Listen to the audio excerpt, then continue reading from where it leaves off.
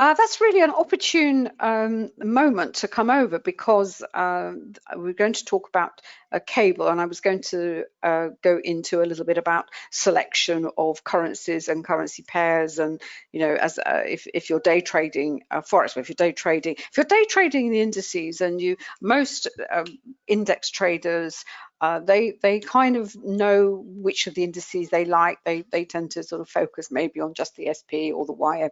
So they don't have this dilemma of, oh my goodness, what am I going to trade today? Commodity traders are the same. You either do softs or you do the metals, and you take what the chart offers you. Some days are going to be better than others, but you tend to be focused on one instrument or maybe two, but you really get to know them. When you come to a market such as forex and with stocks, it's a bit of a smorgasbord, and you think, oh my goodness, where do I start? Well, as I said, with forex, I'm just going to talk you through what we do when it comes to the forex market. But I just want to pick up on the what David was saying about volatility, because these charts are actually on my forex page on Facebook, where it's got a more of a narrative towards around it, but it's a really something that happened earlier on.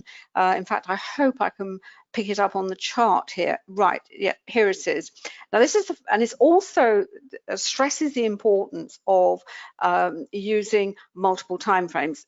Now my time frames tend to be something like a Renko chart, which is not a time frame at all, but it's a non-time based chart, the 3-minute chart, and the 10-minute. I also use the hourly chart, and part of the reason I use the hourly chart is because when I showed you the levels on the NQ, the levels that I have on the hourly chart, the values are for the week. So if you're on an intraday, you're using the faster time frames, and I have the intraday levels. When I get a confluence, when I get two levels, two strong levels appearing on both a faster time frame and a higher time frame, then I know that that is going to be a very strong level. And the hourly chart is the one that I tend to use, and I tend to use that a lot. But this morning, what happened on the 10-minute chart for cable is basically we have this indicator, which is the currency strength indicator, the currency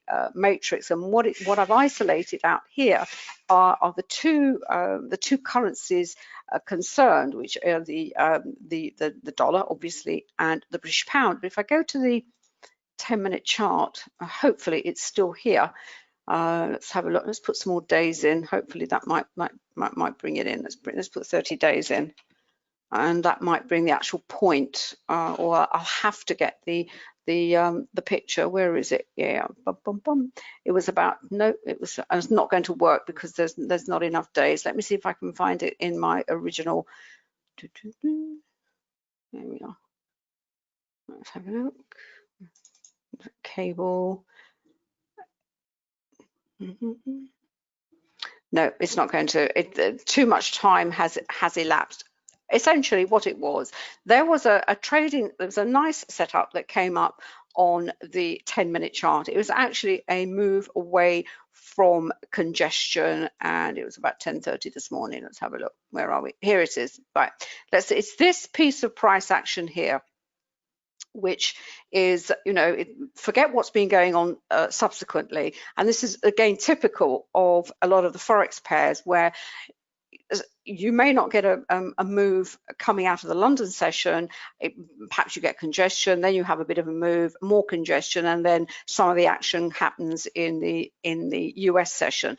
And with cable, you can have it in both sessions, you can have it in one session, which is why it's a really nice pair to trade. But however, what it was this morning on the CSI, there was a cross on the two lines, and because previous to that the pair was in congestion, as we can see here, it was ranging around the volume point of control. But we got to this point here, there was an alert came up. I have the alerts on the 10-minute chart, and it started on this break higher.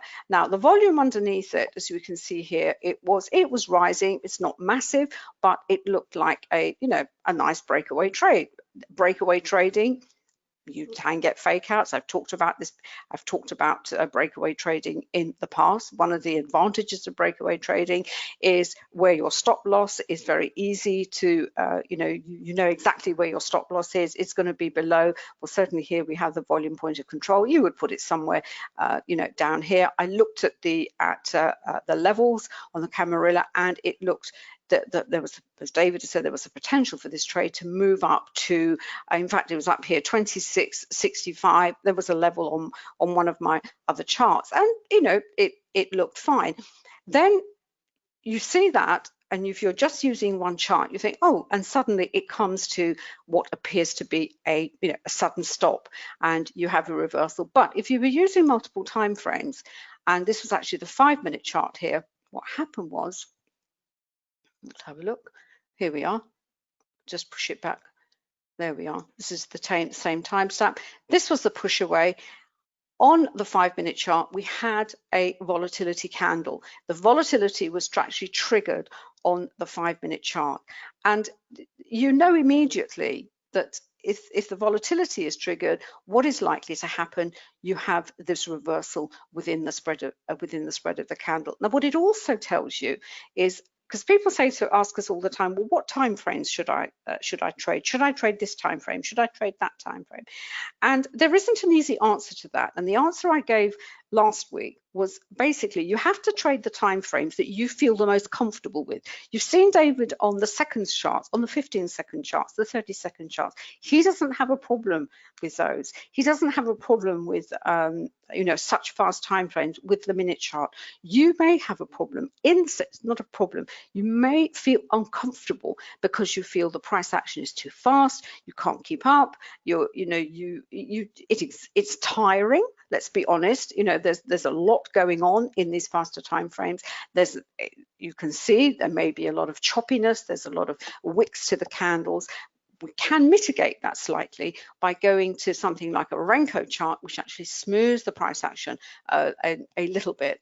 But so that decision has to be yours, or maybe you are pressed for time. So you think, okay, I'm going to look at the 30 minutes, the hours, or even the dailies. It really doesn't matter. They've all got their advantages, and they all have issues that you have to address, not least stop loss, how much money you've got, the size of your position sizes, contract sizes, etc., etc. But to get back to this one here.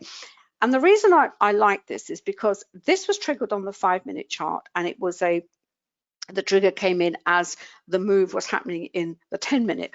But in this reversal off that candle from here to here, what I was trying to say is if you are on yet even faster time frame, that is a tradable opportunity. It all comes down to your time frame. If you're on the second chart, you may be comfortable with that.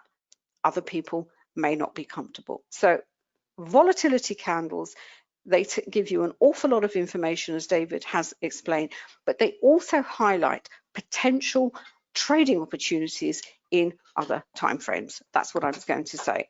And I'll just pass back to David, and then we'll come back again and I'll have a look at what Cable has been up to, and also generally about the British pound, and looking at the pound pairs that I've actually got. That those are my selected pairs and what they've actually been doing in this afternoon session.